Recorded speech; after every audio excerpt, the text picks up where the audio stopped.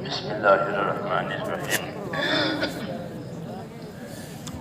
الحمد لله رب العالمين، والصلاة والسلام على سيد المرسلين وعلى آله وأصحابه أجمعين.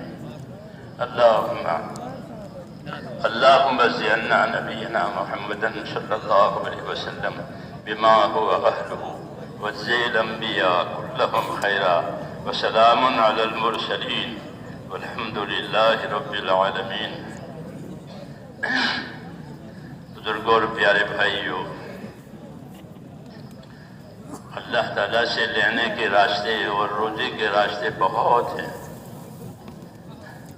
ایک راستہ اللہ تعالیٰ سے لینے کا وہ طاقتور راستہ ہے اور یقینی راستہ ہے، وہ دعا کا راستہ ہے۔ دعا کا راستہ یہ نبیوں کا راستہ ہے کہ نبی اللہ سے اپنی دعاؤں کے ذریعے سے لیتے ہیں، اور اللہ تعالیٰ نبیوں کو دعاؤں کی نعمت دیتے ہیں کہ یہ دعا تمہارے لیے ہے۔ ہر نبی کو اللہ تعالیٰ نے ایک مخصوص دعا دی، انہوں نے اس سے فائدہ اٹھایا۔ رسول صلی اللہ علیہ وسلم کو بھی وہ مخصوص دعا ملی ہے، لیکن آپ نے اس کا فائدہ دنیا میں نہیں بلکہ اس کا فائدہ آخرت میں اٹھائیں گے اور اپنی امت کو فائدہ پہنچائیں گے۔ حضرت فرماتے تھے کہ دعا یہ نبیوں کے راستے کی چیز ہے، مال والے ملک والے ان کے راستے کی چیز نہیں ہے۔ دعا اللہ کی طاقت سے کام کرانا کہ اللہ ہمارے اندر تو طاقت نہیں ہے، آپ کر دیجئے اس کو۔ تو یہ ایک مصنون طریقہ ہے دعاؤں کا کہ عمل بھی کرے اور عمل کر کے اللہ سے بھی مانگے۔ کہ دعا کہ اللہ تعالیٰ کے انعامات میں سے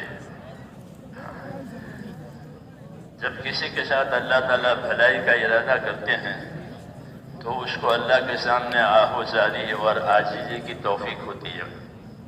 چون خدا خواہد کہ ما یاری کند، میل مارا جانب زاری کند۔ یہ فرمائیں، چون خدا خواہد کہ ما یاری کند، میل مارا جانب زاری کند، کہ جب اللہ تعالیٰ ہماری مدد اور ارادہ کرے گا تو پھر ہمارا میلان اللہ کے سامنے عاجزی کرنے اور دعا مانگنے کا ہو جائے گا۔ یہ نظام ہے اللہ تعالیٰ کا کہ جس کو دینا چاہیں گے اس پر دعا کے دروازے کھل جائیں گے، اس پر دعا کے دروازے کھل جاتے ہیں۔ وہ اللہ کے سامنے تنہائیوں میں مانگتا رہتا ہے، دل سے بھی مانگتا ہے، زبان سے بھی مانگتا ہے، اور اللہ تعالیٰ کو مانگنے والا بندہ پسند ہے، نہ مانگنے والا بندہ پسند نہیں ہے۔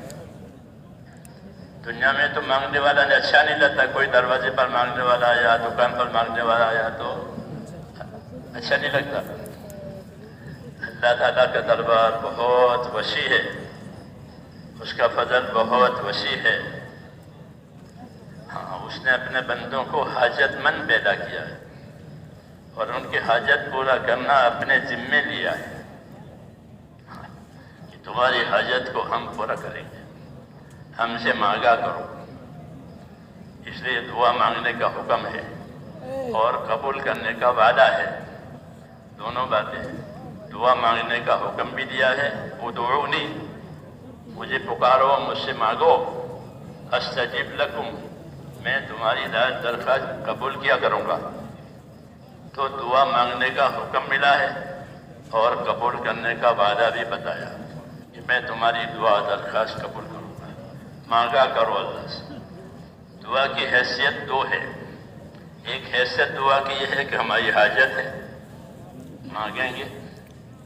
دوسری حیثیت دعا کی یہ ہے کہ دعا اللہ کی عبادت ہے، جیسے نماز عبادت ہے، زکوٰۃ عبادت ہے، روزہ عبادت ہے۔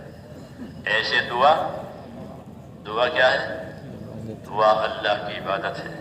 اس لیے غیر خدا سے دعا مانگنے کی اجازت نہیں ہے، غیر خدا سے دعا مانگنا شرک ہے۔ عبادت صرف اللہ ہی کی ہوگی، لا نعبد الا اللہ، کسی کی عبادت ہم نہیں کریں گے سوائے اللہ کی۔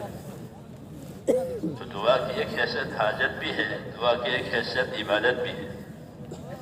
اس لیے دعا مانگنے سے حاجتیں بھی پوری ہوگی اور دعا مانگنے کا ثواب بھی ملے گا، کیونکہ عبادت قرار دیا ہے اس کو، جب اس کو عبادت قرار دیا ہے تو اس کا ثواب ہوگا، اس لیے دعاؤں کا ثواب ملتا ہے۔ دنیا میں جن دعاؤں کا قبول ہونا ظاہر نہیں ہوا تو وہ دعائیں محفوظ ہوتی ہیں۔ کوئی یہ نہ سمجھے کہ ہماری دعا رد ہوتی ہے، نہیں، مسلمان کی دعا رد نہیں ہوتی، بلکہ دعا مقبول ہوتی ہے اور محفوظ بھی ہوتی ہے، مقبول بھی ہوتی ہے، محفوظ بھی ہوتی ہے۔ جب مقبول ہو جاتی ہے تو اس کا اثر ظاہر ہو جاتا ہے، جو مانگا تھا مل گیا۔ بعض دفعہ اس کا اثر ظاہر نہیں ہوتا، کہ مانگا تھا نہیں ملا، تو یہ نہیں کہ وہ دعا ردی میں ڈالی گئی ہے، وہ درخواست ردی میں ہے کہ نہ، وہ محفوظ ہے، اس کو اوپر حفاظت سے رکھتے ہیں فرشتوں۔ پھر جب حساب کتاب کا دن ہوگا تو حساب کتاب کے دن میں جس طرح اور اعمال آئیں گے، دعا بھی ہوگی، وہ بھی نکالیں گے، تمہارا دعا کا پرچہ یہ نکالا کہ آپ نے دعا مانگی تھی فلاں وقت میں، کہ ہاں، تو کچھ ملا تھا کہ نہ، نہیں ملا، کہ یہ لو، اس دعا کے بدلے میں یہ لو۔ اور آخرت میں جو چیز مل جائے گی وہ ہمیشہ ہمیشہ کے لیے ملے گی۔ دنیا میں آپ نے کوئی چیز مانگی وہ تو دنیا کے اعتبار سے ملے گی، ہمیشہ کے لیے نہیں ملے گی، دنیا ہمیشہ کے لیے ہے ہی نہیں۔ تو اللہ کہے کہ یہ لو، دعا تمہاری دعا ہمارے ہاں محفوظ ہے، ہم نے دنیا میں تمہیں دیا نہیں تھا، یہ لو۔ تو وہ یہ تمنا کرے گا کہ ساری دعاؤں کا بدلہ یہاں مل جاتا تو اچھا، تو یہاں ہمیشہ ہمیشہ کے لیے مل جائے۔ تو اس لیے کوئی آدمی یہ نہ سوچے کہ میری دعا قبول نہیں ہوتی۔ مومن کی دعا اس کے ایمان کی برکت سے قبول ہوتی ہے، اس طرح اس کی عبادت قبول ہوتی ہے، اس کی دعا بھی قبول ہوتی ہے، اس کا ایمان بھی قبول ہے، اس کی دعا، اس کی عبادت بھی قبول ہے، اس کی دعا بھی قبول ہے۔ ہاں، یہ ہوتا ہے کہ دعا کی قبولیت کے آثار کبھی دیر سے ظاہر ہوتے ہیں، کبھی جلدی ظاہر ہوتے ہیں، کبھی دنیا میں ظاہر ہوتے ہیں، کبھی، ورنہ آخرت میں تو ہے ہی ہے، وہ اللہ دے رہے ہیں۔ اس لیے دعا مانگنا چاہیے اور مانگتے رہنا چاہیے۔ حدیثوں میں ہے کہ بندے کی دعا قبول ہوتی رہتی ہے جب تک کہ یوں نہ کہے کہ میں نے دعا مانگی لیکن قبول نہیں ہوئی، جب تک یہ نہ کہے وہاں تک اس کی دعا قبول ہوتی رہتی ہے۔ اس لیے اپنے آپ کو حفاظت میں رکھے کہ ایسا نہ کہے کہ میری دعا قبول نہیں ہوئی، تو کس نے خبر دی کہ قبول نہیں ہوئی؟ قبول ہونا نہ ہونا یہ تو غیب کی بات ہے، غیب کی بات نبی پر آتی ہے، نبی کے علاوہ کسی کو غیب کی خبر نہیں ہوتی۔ وہ نبی کو بھی اللہ خبر دے تو ان کو خبر ہوتی ہے، نہیں تو نہیں ہوتی۔ تو غیب کی بات کا جاننے والا تو اس اللہ ہے، قبول ہوئی نہیں ہوئی تو اللہ کے سوا کوئی بھی نہیں جانتا۔ ہاں، ہم سے وعدہ ہوا ہے کہ تمہاری دعائیں قبول ہوگی، تو دعا محفوظ بھی ہوتی ہے اور مقبول بھی ہوتی ہے۔ دعا کہ دعا جو ہے بلاؤں کے، مصیبتوں کے ٹلنے کا ذریعہ ہے، کہ دعائیں آسمان پر جاتی ہیں اور بلائیں آسمان سے نیچے آتی ہیں۔ تو دعا ان بلاؤں کو جو آسمانوں سے چلی ہے زمین پر آنے نہیں دیتی، بلکہ وہ اس کو روک لیتی ہے۔ اس لیے کہتے ہیں کہ دعاؤں سے بلائیں ٹلتی ہے، بلائیں رک جاتی ہیں۔ اپنی بلاؤں کا مقابلہ دعاؤں سے کرو۔ دعا مومن کا ہتھیار ہے، وہ ہتھیار کا یہ معنی ہے کہ وہاں سے بلائیں آئے گی تو تم کو ایک ہتھیار دیا ہے ان بلاؤں کے دفع کرنے کا۔ تو بلا کہ بلاؤں کے رک جانے کا ذریعہ کہ وہ بھی دعائیں بنتی ہیں۔ اس لیے کہ دعائیں مانگا کرو۔ دعا مانگنے والا مومن ہوتا ہے، مخلص ہوتا ہے، اپنے اللہ پر اس کی نگاہ ہوتی ہے اور کسی پر نظر نہیں ہوتی۔ اس لیے دعا مانگنا ایمان کی شان ہے، ایمان کی شان ہے۔ لمبی لمبی دعائیں انبیاء کرام نے مانگی اور مختصر دعائیں بھی مانگی، لمبی دعا، اللہ کی طرف رجوع، اللہ کی طرف عنابت، کیوں کہ دعاؤں میں بھی ایک طرح سے حلاوت اور مٹھاس ہوتی ہے، ذکر میں بھی مٹھاس اور حلاوت ہوتی ہے، عبادت میں بھی مٹھاس اور حلاوت ہوتی ہے، لیکن چونکہ دل خراب ہو گئے اس لیے مٹھاس معلوم نہیں ہوتی۔ جیسے بخار والے کو چائے کڑوی لگتی ہے، ہاں بخار ہو گیا تو چائے کڑوی لگتی، چائے کڑوی نہیں ہوتی، لیکن اس کا مزاج بگڑ گیا ہے، ایسے دل بگڑ جاتے ہیں، تو پھر وہ دعا میں اس کو حلاوت اور مٹھاس نہیں ہوتی۔ ورنہ دعاؤں میں، اللہ کے ذکر میں، اللہ کی عبادت میں بہت زیادہ مٹھاس ہے، وہ دل محسوس کرتا ہے۔ اس لیے کہتے ہیں کہ اپنے دل کی نگرانی کرو، کثرت سے توبہ استغفار کرو کہ دل میں صفائی آئے۔ دل نعمتوں کو زیادہ استعمال کرنے سے سخت ہو جاتے ہیں، اور دل گناہوں میں زیادہ لگنے سے کالے ہو جاتے ہیں۔ دو طرح کے اثر دل لیتے ہیں، کہ زیادہ نعمتوں کا استعمال، زیادہ نعمتوں کا استعمال کہ یہ کہ دلوں کو سخت کرے گا، اور گناہوں کا استعمال کہ یہ دلوں کو سیاہ اور کالا کرے گا۔ حضرت عمر فرماتے تھے رضی اللہ تعالیٰ عنہ، احتفظ من النعمہ احتفاظک من المعصیہ، نعمتوں سے بھی ایسے اپنے آپ کو حفاظت میں رکھو جیسے گناہوں سے اپنے آپ کو بچاتے ہو، کہ ہر ایک کا ایک اثر ہے کہ زیادہ نعمتوں کے استعمال سے آدمی عیش میں پڑ جاتا ہے۔ منع فرمایا، عیش پرستی سے منع فرمایا حضور اکرم صلی اللہ علیہ وسلم، ایاک والتنعم، خبردار خبردار عیش پرستی میں نہیں جانا، عیش پرست نہیں بننا، فإن عباد اللہ لیسوا بالمتنعمین، کہ اللہ کے نیک بندے عیش پرست نہیں ہوتے۔ کیوں کہ جب یہ عیش پرستی ہو گئی تو اب وہ مناجات اور دعا اور ذکر اور عبادت اور اس کا کوئی مٹھاس اس کو نہیں ملے گا، دل بیمار ہو گیا۔ ایک ایک چیز اپنی جگہ بہت قیمتی ہے، دعا بھی اپنی جگہ بہت قیمتی ہے، کہ وہ عبادت بھی ہے اور ہماری حاجت روائی کا یقینی ذریعہ بھی ہے۔ اس لیے دعا نبیوں کے ذریعے سے دی جاتی ہے، اور نبیوں کو دعا ملتی ہے، اور دعا سے بڑے بڑے کام ہوئے ہیں۔ نوح علیہ السلام نے دعا مانگی، مختصر دعا، کام کر کے، رب انی مغلوب فانتصر، یا اللہ مجھ کو دبا دیا گیا ہے، یہاں میرا کام تو کیا ہوتا، مجھ کو ہی دبا دیا گیا، اب آپ اس کا بدلہ لیں۔ بس مختصر دعا، اب وہ دعا نے اپنا کام کیا، آسمان سے پانی برسنا شروع ہوا، موسلادھار پانی، زمین سے پانی ابلنے لگا، آسمان کا پانی، زمین کا پانی، پھر دونوں پانی مل گئے، جتنا اندازہ اللہ کو پانی کا تھا وہ دونوں پانی مل گئے۔ التقى الماء على امر قد قدر،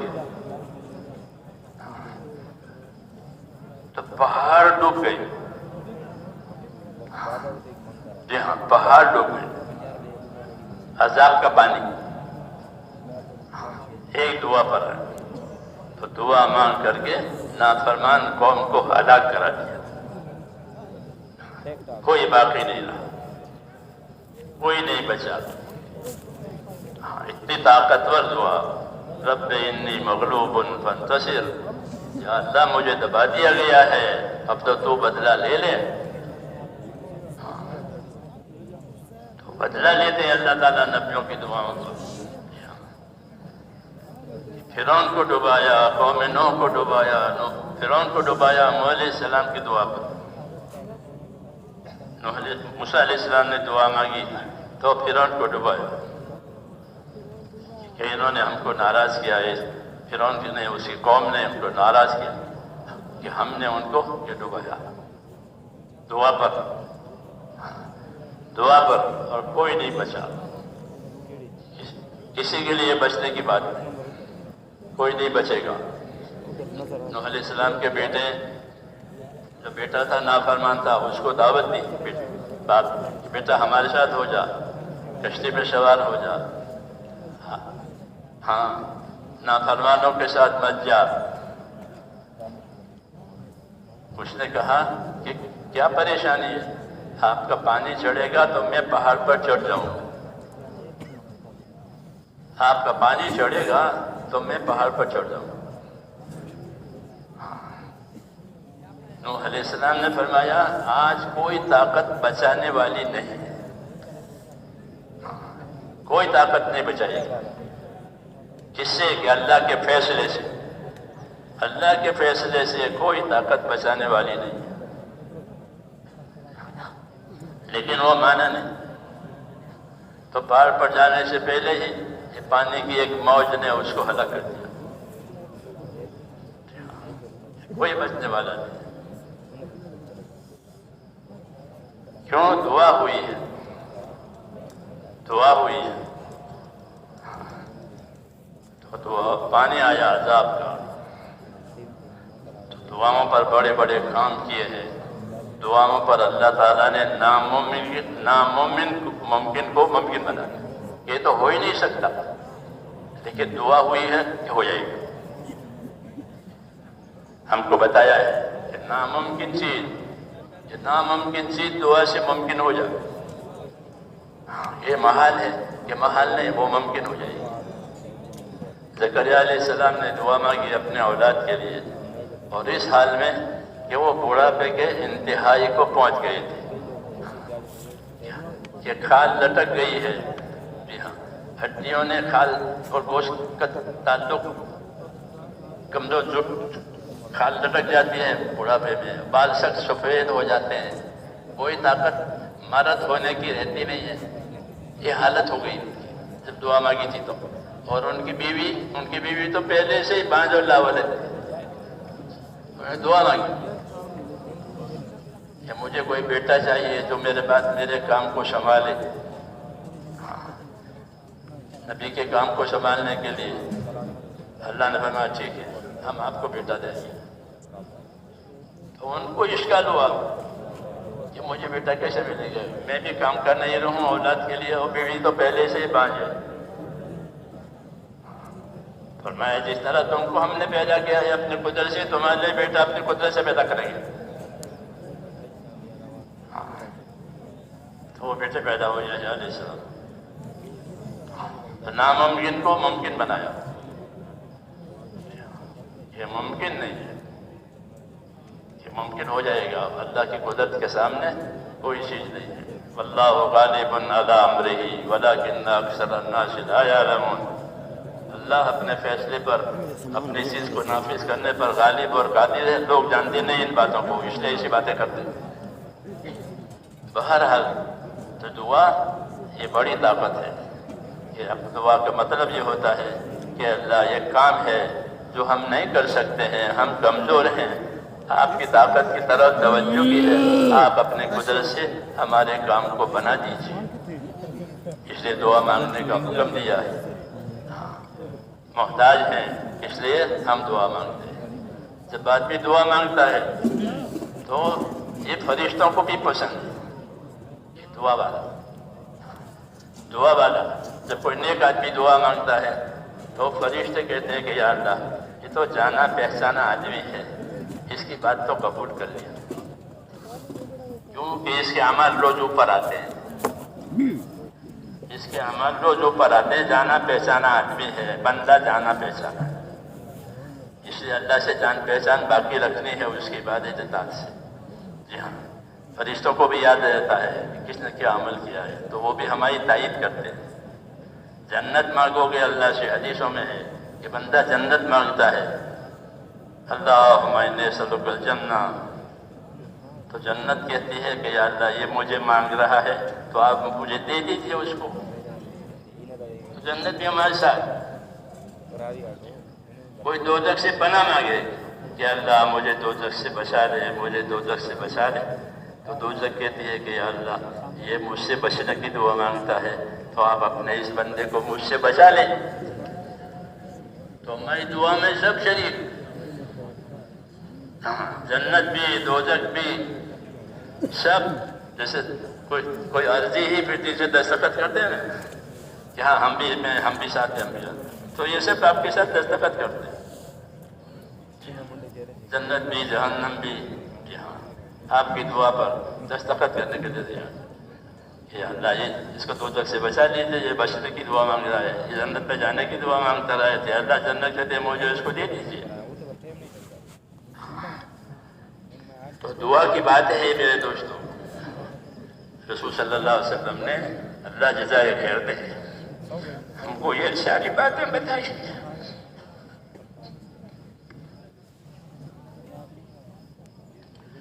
اس لیے دعا کو بھی کام بنانا ہے، دعا کو کام بنانا اللہ کو بہت پسند ہے۔ دعا بہت، دعا عبادت کا مغز ہے، کہ دعا مانگنے والے کے بعد کوئی دوسرا کوئی شریک نہیں، وہ اللہ کوئی دیکھتا ہے، اللہ کوئی جانتا ہے اور اللہ سے مانگ رہا ہے۔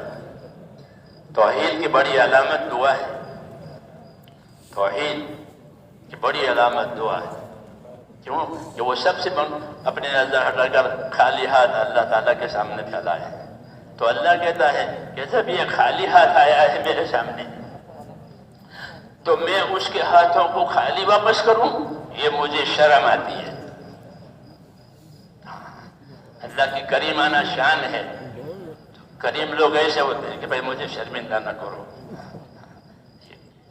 ان سے کوئی درخواست کرے تو کہا ہاں مجھے شرمندہ میں کروں گا، مجھے شرمندہ نہ کرو، تو کہ جب میں اس کے ہاتھوں کو خالی لوٹاؤں مجھے شرم آتی ہے کہ وہ خالی ہاتھ آیا ہے، اسے پھیلایا ہے، اس لیے میں اس کے ہاتھ کو خالی واپس نہیں کرتا، اس کی مراد پوری کرتا ہوں، اور اپنے مراد قدرت سے بھی پوری کرتے ہیں، اپنے مراد حکمت سے بھی پوری کرتے ہیں۔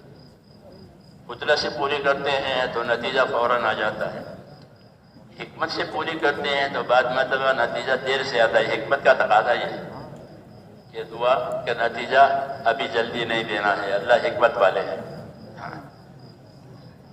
بندہ نادان ہوتا ہے، اپنے ایک چیز مانگتا ہے جو حکمت کے لحاظ سے اس کے لیے بہتر نہیں ہے تو اس وقت روک لیتے ہیں، بعد میں دیتے ہیں یا اسے بہتر چیز دیتے ہیں۔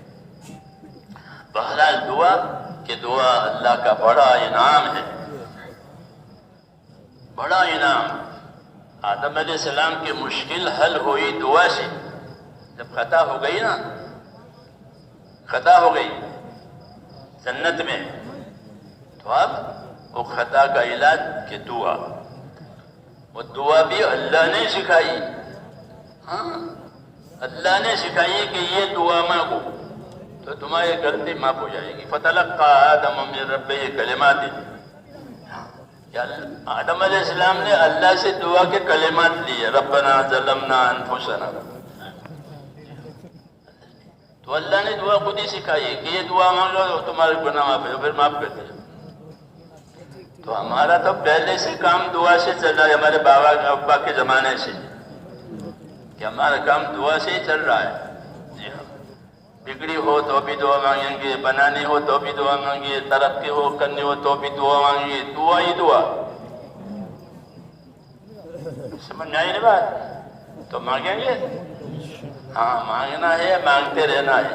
یہ بات یاد رکھو، یہ جو اجتماعی دعا مانگی جاتی ہے وہ تو روز روز نہیں ہوتی، روز ہوتی ہے اجتماعی دعا؟ نہیں ہوتی۔ اجتماعی دعا تو اس لیے مانگی جاتی ہے تاکہ انفرادی دعا کی تعلیم ملے، کہ جس طرح اجتماع میں مانگتے ہو، اب اپنے اپنی ضرورتوں کے لیے، اپنے دین کے لیے، اپنے آخرت کے لیے انفرادی طور پر بھی مانگا کرو۔ یہ اجتماعی دعاؤں سے تعلیم دینا ہے، سکھانا ہے، ورنہ اجتماعی دعا روز روز کہاں ہوتی ہے؟ اور ضرورت تو روز روز ہوتی ہے، ضرورت تو روز روز ہوتی ہے۔ تو کہ یہاں سے سیکھ کر کے جاؤ کہ دعا سے اللہ مسئلہ حل کرتے ہیں، دعا سے اللہ تعالیٰ مسئلہ حل کرتے ہیں، تو وہ یہاں سے سیکھ کر کے جاؤ اور پھر مانگو، اپنے گھر والوں کو سکھاؤ، بچوں کو بھی سکھاؤ۔ حضور نے تو دعا کا خزانہ کھول دیا ہے، ہاں امت کے لیے، یہ مانگو یہ مانگو یہ مانگو یہ مانگو۔ اس لیے میرے بھائیوں، اللہ کے راستے میں نکلے ہیں تو دعائیں بھی سیکھیں، دعائیں بھی سیکھیں اور پھر دعائیں مانگیں۔ دعا مانگنے کا یہ طریقہ ہے بتایا ہے. ویسے تو ہر حال میں دعا مانگو، قبول لیٹے بیٹھے، لیکن دعا مانگنے کا طریقہ بتایا. یہ بتایا کہ جب کوئی دعا مانگے تو اہتمام کر کے، تو دعا میں یہ ہے کہ سب سے پہلے اللہ تعالیٰ کی تعریف کرے. رسول صلی اللہ علیہ وسلم نے اللہ تعالیٰ کی تعریف کے کلمات سکھائے ہم کو. خود آپ نے بھی اللہ کی تعریف کی ہے. اللہ کی تعریف کا علم اللہ نے آپ پر کھولا ہے. اللہ کی تعریف کرے، رسول صلی اللہ علیہ وسلم پر درود شریف پڑھے، پھر اپنے لیے اور مومنوں کے لیے مغفرت کی دعا کرے، استغفار کرے، پھر اپنی مراد مانگے. یہ سب سے افضل طریقہ ہے جو کتابوں میں لکھا ہوا ہے. اور ویسے چلتے پھرتے اٹھتے بیٹھتے مانگے دعا کوئی حل دعا ہو جائے گی. اصلی صحیح طریقہ تو یہ بتایا گیا ہے. اس لیے اس طریقے سے دعا مانگنی ہے. یہ سیکھنا ہے. دین اتنا ملے گا جتنا سیکھیں گے. دنیا تو رواج کے مطابق بہت ملے گی، بہت رواج ہے دنیا میں.